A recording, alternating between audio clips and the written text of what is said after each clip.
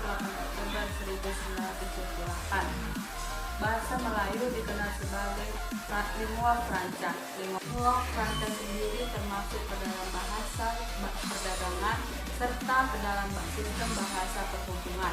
Bahasa Indonesia sendiri dalam perkembangannya memiliki beberapa fungsi seperti halnya yang pertama sebagai alat komunikasi, kedua sebagai alat pemersatu bangsa Indonesia, ketiga sebagai lambang identitas nasional, keempat sebagai alat penghubung antar budaya dan antar daerah. Kesalahan berbahasa ada beberapa, yakni yang pertama adalah pleonasme. Pleonasme merupakan pemakaian kata yang mubazir atau yang berlebihan di dalam satu kalimat. Contohnya, dia sangat amat cantik. Contoh tersebut menggunakan kata-kata yang mubazir atau yang berlebihan karena kata sangat dan amat menyatakan hal yang sama dan itu digunakan dalam satu kalimat. Jadi cukup digunakan salah satu saja. Jadi yang benar adalah dia sangat cantik atau dia amat cantik. Oke, contoh yang benar pada penggunaan tanda titik yaitu 1 titik pendahuluan, kemudian 1 titik 1 latar belakang, 1 titik 2 rumusan masalah. Nah, contoh yang salahnya yaitu 1 titik pendahuluan, 1 titik 1 latar belakang, kemudian 1 titik 2 titik rumusan masalah.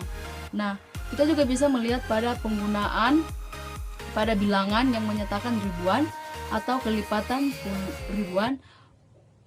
Perlu diperhatikan bahwa penggunaan tanda titik pada kondisi ini berlaku hanya untuk menyatakan jumlah. Contoh yang benarnya yaitu bisa kita lihat pada penjelasan mengenai anatomi otak manusia, bisa dibaca di buku karangan Netter halaman 1255. Nah, itu contoh yang benarnya. Kemudian contoh yang salah yaitu penjelasan mengenai anatomi otak manusia bisa kamu baca di buku karangan Netter halaman 1.255. Nah, penggunaan titiknya di situ sudah bisa dihapus. Nah, yang kemudian kedua, penggunaan tanda koma. Tanda koma banyak disalahkan penggunaannya pada kondisi berikut. Yang pertama juga, pemisah unsur rincian dalam kalimat.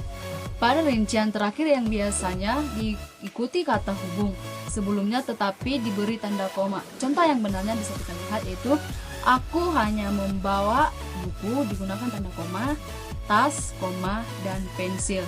Contoh yang salahnya bisa kita lihat, aku hanya membawa buku, koma, tas, dan pensil. Nah, yang kemudian kita beralih ke tanda titik 2. Nah, tanda titik 2 banyak disalahkan penggunaannya pada kondisi berikut. Yang pertama, pemisah antara jilid dan halaman buku, surat, surah, dan ayat dalam kitab suci, serta judul dan subjudul suatu karangan.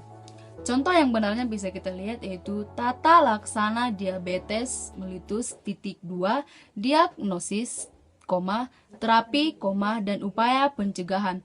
Contoh yang salahnya yaitu tata laksana diabetes mellitus garis penghubung, diagnosis, terapi, dan upaya.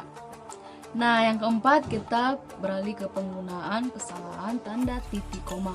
Nah, tanda titik koma banyak disalahkan penggunaannya pada kondisi seperti 1. Pemisah unsur rincian apabila dalam kalimat tersebut juga telah digunakan tanda koma. Apabila tidak ada tanda koma sebelumnya, meskipun tidak salah, namun lebih disarankan untuk mendahulukan penggunaan tanda baca. Nah, pada contoh benarnya kali ini kita bisa melihat seperti itu. Susunan acara Jalan Sehat hari ini adalah pembukaan oleh Ketua RW. Kesalahan berbahasa yang terakhir ialah kontaminasi.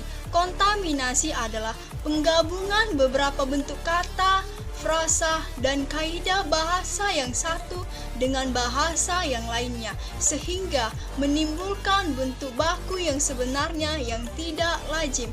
Contohnya, dia sedang nyuci piring di kamar mandi. Kalimat yang sebenarnya ialah dia sedang mencuci piring di kamar mandi, karena dalam bahasa Indonesia kata pada nyuci merujuk pada mencuci. Dalam kaidah bahasa Indonesia tidak ada prefiks atau imbuhan awal melainkan prefiks men.